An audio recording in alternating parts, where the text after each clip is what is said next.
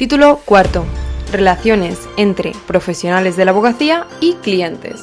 Este título cuarto no tiene capítulos, sino que incluye entre los artículos 47 y 54. Así que vamos con el artículo 47, que nos habla de la independencia y libertad del profesional de la abogacía. La independencia y libertad son principios rectores de la profesión, que deben orientar en todo momento la actuación del profesional de la abogacía, cualquiera que sea la forma en que se ejerza la profesión. El profesional de la abogacía deberá rechazar la realización de actuaciones que puedan comprometer su independencia y libertad. Apartado 2. Apartado 2. La relación del profesional de la abogacía con el cliente debe fundarse en la confianza recíproca. Apartado 3. En todo caso, deberá cumplir con la máxima diligencia la misión de asesoramiento o defensa que le haya sido encomendada, procurando de modo prioritario la satisfacción de los intereses de su cliente. Apartado 4. El profesional de la abogacía realizará con plena libertad e independencia y bajo su responsabilidad las actividades profesionales que le imponga la defensa del asunto que le ha sido encomendado, ateniéndose a las exigencias técnicas y deontológicas adecuadas a la tutela jurídica del asunto.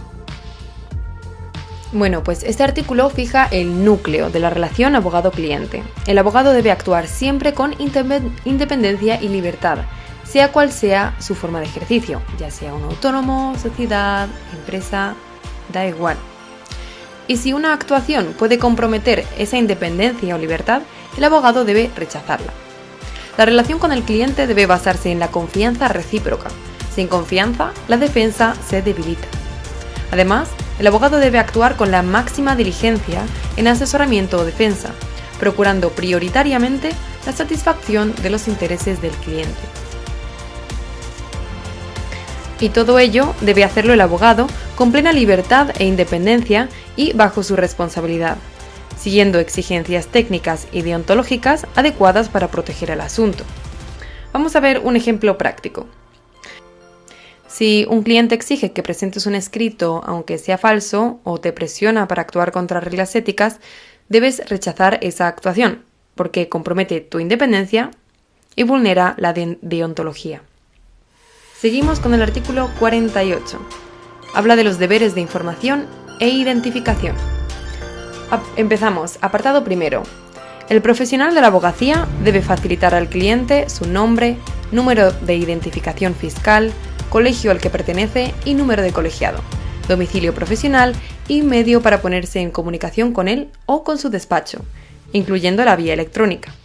Cuando se trata de una sociedad profesional o despacho colectivo, deberá informar al cliente de su denominación, forma, datos de registro, régimen jurídico, código de identificación fiscal, dirección o sede desde la que se presten los servicios y medios de contacto, incluyendo la vía electrónica. Vamos, que realmente el artículo 48 lo que hace es ordenar qué información mínima debe dar el abogado al cliente y cómo debe informar durante el asunto. El primer apartado nos habla de la identificación completa del abogado: el nombre, número de identificación fiscal, colegio, número de colegiado, domicilio profesional, medios de contacto, incluida una vía electrónica, y en caso de que se trate de una sociedad o despacho colectivo, además, habrá que aportar la denominación, forma, datos de registro, régimen jurídico, CIF, sede y contactos. Vamos a leer el apartado segundo. Cuando los servicios requeridos exijan la participación de diferentes profesionales de la abogacía de una misma sociedad u organización, el cliente tendrá derecho a conocer la identidad de todos ellos, el colegio al que pertenecen y si se trata de sociedades profesionales, si son o no socios, así como el profesional de la abogacía que asuma la dirección del asunto. Vamos, que si intervienen varios abogados de una organización, el cliente tiene derecho a saber quiénes son, su colegio, si son socios en sociedades profesionales y quién dirige el asunto. Veamos el apartado tercero. El profesional de la abogacía tiene la obligación de informar a su cliente sobre la viabilidad del asunto que se le confía. Procurará disuadirle de promover conflictos o ejercitar acciones judiciales sin fundamento. Y le aconsejará, en su caso, sobre las vías alternativas para la mejor satisfacción de sus intereses. Es decir, que hay un deber de informar sobre la viabilidad. El abogado debe decir si el asunto es viable, disuadir de pleitos sin fundamento y aconsejar vías alternativas si conviene. Vamos al apartado cuarto. Leo. Asimismo, le informará sobre los honorarios y costes de su actuación, mediante la presentación de la hoja de encargo o medio equivalente. También le hará saber las consecuencias que puede tener una condena en costas y su cuantía aproximada. Vamos, esto es muy importante, que el cliente sepa que si pierde el pleito puede ser condenado en costas. Apartado quinto. El profesional de la abogacía deberá informar a su cliente acerca del estado del asunto en que esté interviniendo y sobre las incidencias y resoluciones relevantes que se produzcan. En los procedimientos administrativos y judiciales, si el cliente lo requiere, le proporcionará copia de los diferentes escritos que se presenten o reciban, de las resoluciones judiciales o administrativas que sean notificadas y de las grabaciones de actuaciones que se hayan producido. Vamos, que hay un deber de informar del estado del asunto y de incidencias relevantes. Si el cliente lo pide, debe darle copia de escritos, resoluciones notificadas y grabaciones de actuaciones. Vamos al apartado sexto. El profesional de la abogacía solo podrá emitir informes que contengan valoraciones profesionales sobre el resultado probable de un asunto, litigio o una estimación de sus posibles consecuencias económicas si la petición procede del cliente afectado, quien, en todo caso, deberá ser el exclusivo destinatario de ese informe, salvo que el cliente, de manera expresa, le autorice a darlo a conocer a un tercero. Vamos, que en cuanto a los informes sobre un resultado probable o consecuencias económicas, solo se pueden llevar a cabo si lo pide el cliente afectado. Y además, el destinatario exclusivo debe ser el cliente, salvo que el cliente haga una autorización expresa para terceros. Vamos al apartado séptimo. Asimismo, el profesional de la abogacía tiene derecho a recabar del cliente, manteniendo la confidencialidad necesaria, cuanta información y documentación resulte relevante para el correcto ejercicio de su función. En ningún caso, el profesional de la abogacía podrá retener documentación del cliente, sin perjuicio de que pueda conservar copia. En resumen, hay un derecho del abogado a pedir al cliente información y documentos necesarios, guardando siempre la confidencialidad. Y la regla clave es que el abogado no puede retener información del cliente, aunque puede conservar copia. Veámoslo. Si un cliente te pregunta si tiene opciones reales, debes responder con una valoración honesta de viabilidad, explicar costes y advertir de las costas. Y si te entrega documentos originales, puedes copiar, pero no quedártelos retenidos. Vamos a hacer un resumen de este artículo 48 porque es muy largo. El artículo 48 obliga al abogado a identificarse ante el cliente: nombre, número de identificación fiscal, colegio y número de colegiado, domicilio y medios de contacto, incluida una vía electrónica, y si es sociedad o despacho colectivo, también denominación, registro, régimen jurídico, CIF, sede y contactos. Si intervienen varios abogados, el cliente debe conocer su identidad y quién dirige el asunto. El abogado debe informar sobre viabilidad, disuadir pleitos sin fundamento y proponer alternativas. Informar de honorarios y costes con hoja de encargo y advertir sobre posibles costas aproximadas. Mantener informado del estado del asunto y facilitar copias si el cliente lo pide. Solo puede emitir informes de resultado probable o impacto económico a petición del cliente y para él exclusivamente, para el cliente exclusivamente, salvo autorización expresa de ese cliente. Puede pedir documentación relevante, pero no puede retener documentos del cliente, aunque sí puede guardar copia. Vamos con el artículo 49, vamos a leerlo. Si el cliente lo solicita, el profesional de la abogacía pondrá a su disposición la siguiente información complementaria. referencia a las normas de acceso a la profesión de profesional de la abogacía en España, así como los medios necesarios para acceder a su contenido. También, si el cliente lo solicita, deberá poner a su disposición la referencia de sus actividades multidisciplinares, los posibles conflictos de intereses y las medidas adoptadas para evitarlos, y los códigos deontológicos o de conducta a los que se encuentre sometido, así como la dirección en que dichos códigos pueden ser consultados.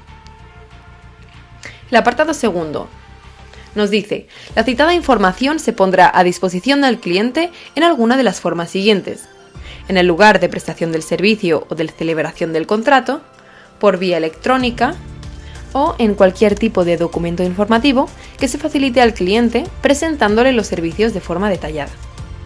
Hay que tener en cuenta que la información recogida en las letras B y C, es decir, la referencia a las actividades multidisciplinares y los posibles conflictos de intereses y medidas adoptadas para evitarlos, deberán siempre figurar en todo documento informativo en que el profesional de la abogacía presente detalladamente sus servicios. La clave de este artículo es la información extra si el cliente la solicita, la información complementaria.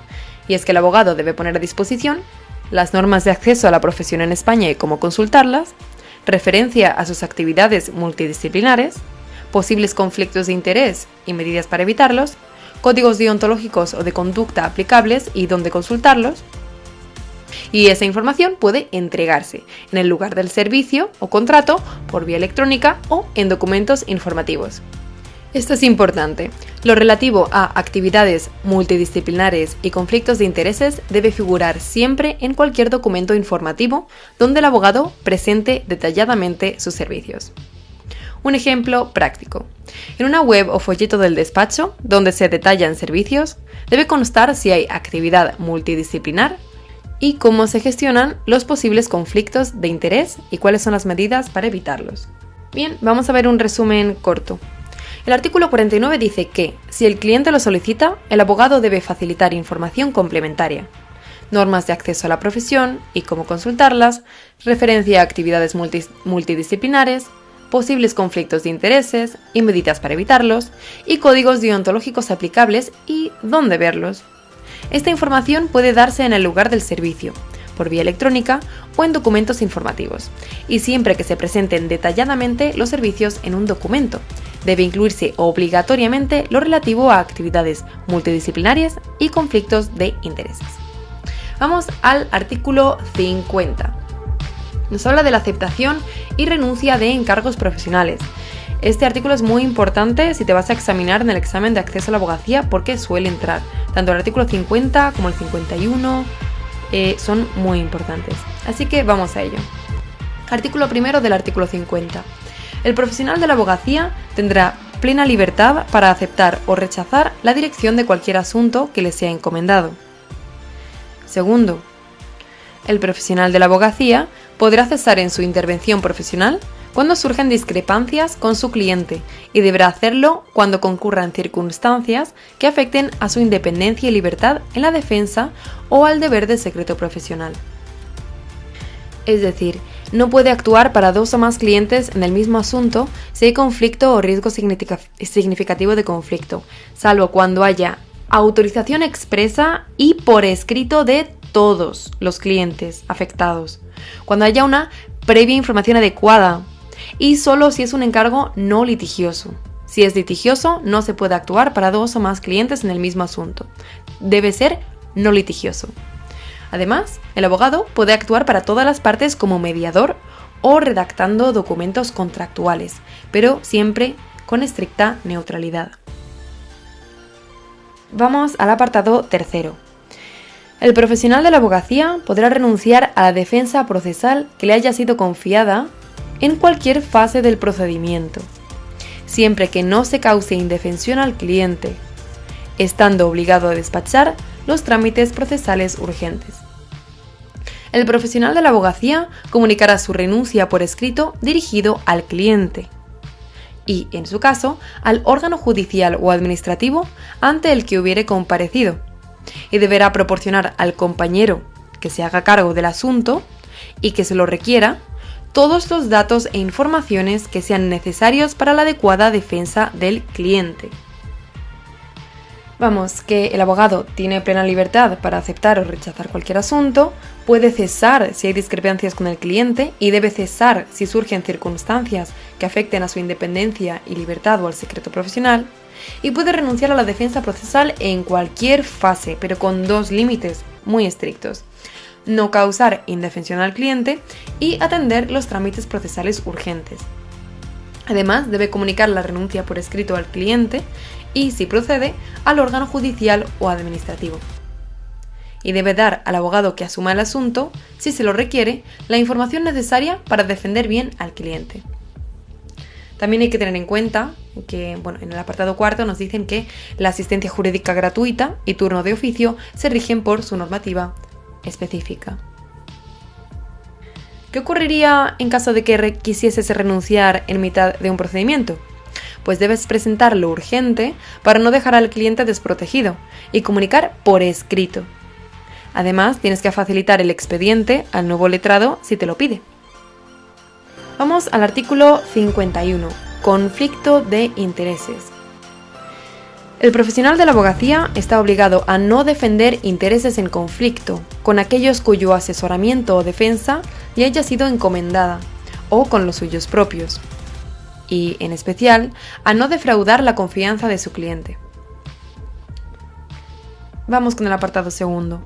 El profesional de la abogacía no podrá intervenir por cuenta de dos o más clientes en un mismo asunto si existe conflicto o riesgo significativo de conflicto entre los intereses de esos clientes, salvo autorización expresa y por escrito de todos ellos, previa y debidamente informados al efecto, y siempre que se trate de un asunto o encargo de naturaleza no litigiosa.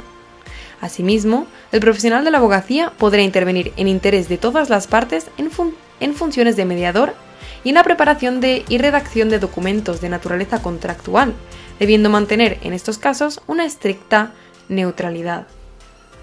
Vamos a verlo, y es que según el artículo 51, el abogado no puede actuar para dos o más clientes en el mismo asunto si hay conflicto o riesgo significativo de conflicto, salvo que haya autorización expresa y por escrito de todos, previa información adecuada, y solo si es un encargo no litigioso. Además, puede actuar para todas las partes como mediador o redactando documentos contractuales, pero con estricta neutralidad. En el apartado tercero nos hablan de: cuando surja un conflicto de intereses entre dos clientes, el profesional de la abogacía deberá dejar de actuar para ambos, salvo autorización expresa por escrito de los dos, para intervenir en defensa de uno de ellos. Apartado cuarto. El profesional de la abogacía deberá abstenerse de actuar para un nuevo cliente cuando exista riesgo de vulneración del secreto profesional respecto a informaciones suministradas por un antiguo cliente, o si el conocimiento que el profesional de la abogacía posee por razón de otros asuntos del antiguo cliente pudiera favorecer indebidamente al nuevo cliente en perjuicio del antiguo. Es decir, que el abogado debe abstenerse de actuar para un nuevo cliente si hay riesgo de vulnerar el secreto de un antiguo cliente, o si su conocimiento previo puede favorecer indebidamente al nuevo cliente en perjuicio del antiguo. El apartado quinto nos dice que cuando varios profesionales de la abogacía ejerzan de forma colectiva o formen parte o colaboren en un mismo despacho, cualquiera que sea la forma asociativa utilizada, las reglas establecidas en este artículo serán aplicables al grupo en su conjunto y a todos y cada uno de sus miembros. Es decir, que si trabajas en un despacho colectivo o colaboras, estas reglas se aplican al grupo y a cada miembro. Un ejemplo práctico.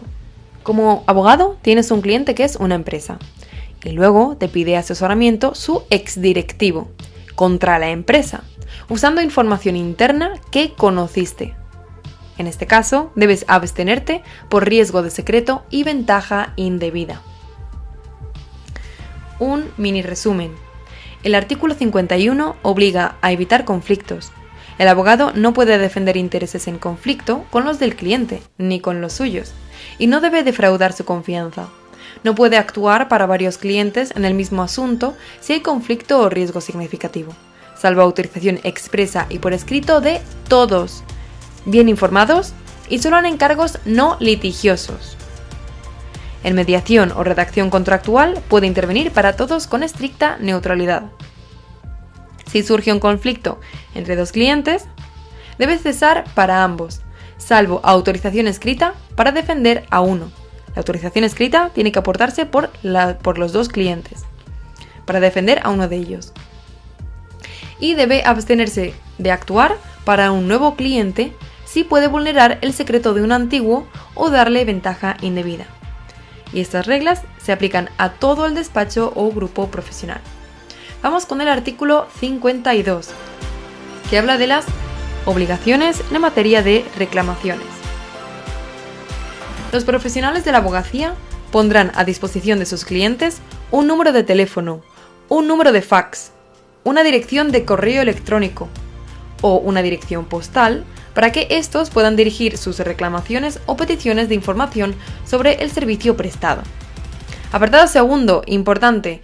Los profesionales de la abogacía deberán dar respuesta a las reclamaciones que se presenten en el plazo más breve posible y, en todo caso, antes de un mes contado desde que se hayan recibido. Vamos, que si un cliente envía una queja por email, aunque no la resuelvas en un día, debes contestar dentro de un mes como máximo. Bien, vamos al artículo 53. Nos habla de la relación del profesional de la abogacía con la parte contraria. Apartado primero.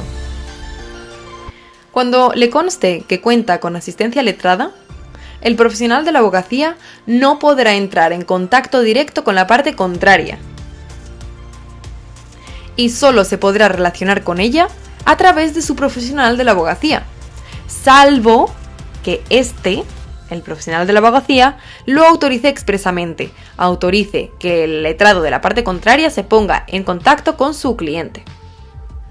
Vamos, que si sabes que la parte contraria tiene abogado, no puedes contactarla directamente como abogado, solo puedes tratar con ella a través de su abogado, salvo que ese abogado te autorice expresamente. Bien.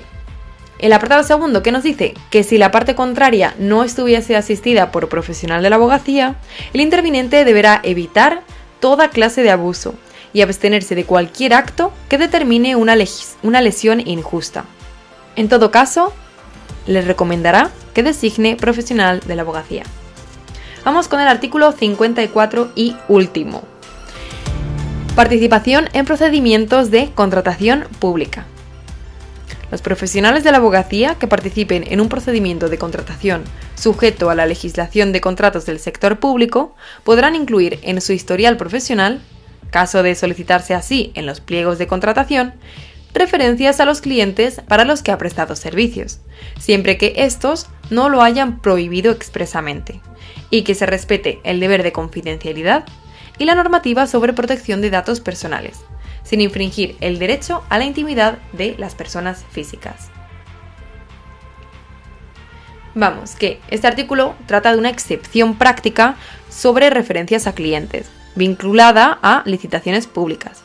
Si un abogado participa en un procedimiento de contratación pública, puede incluir en su historial profesional referencias a clientes para los que ha trabajado, siempre que los pliegos lo exijan o lo soliciten, el cliente no lo haya prohibido expresamente, se respete el deber de confidencialidad y la normativa de protección de datos y no se infrinja el derecho a la intimidad de las personas físicas. Por ejemplo, para una licitación de servicios jurídicos de una administración, el pliego pide experiencia acreditada. Puedes citar clientes como referencia si no lo han prohibido, y lo haces sin vulnerar confidencialidad ni datos personales. Bien, pues hasta aquí el título cuarto. Si este método de estudio es para ti, suscríbete a este canal porque voy a seguir subiendo todo el temario que necesitas dominar para aprobar el examen de abogacía. Así podrás estudiar mientras comes, entrenas o incluso mientras recoges la casa. Hasta pronto.